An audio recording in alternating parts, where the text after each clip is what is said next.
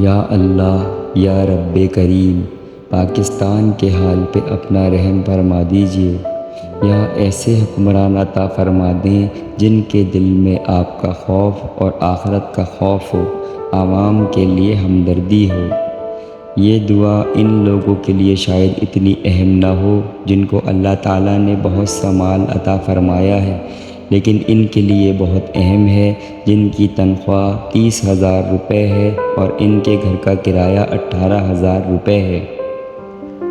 باقی کے 12 یا 15,000 میں وہ گھر کے بجلی گیس کے بل بھریں یا راشن لیں یا بچوں کو پڑھائیں۔ کوئی تقریب یا اللہ نہ کرے کوئی دکھ بیماری آ جائے تو اس سے نمٹیں۔ یا اللہ رحم فرما دیں اپنے سفید پوش بندوں پر، آمین ثم آمین۔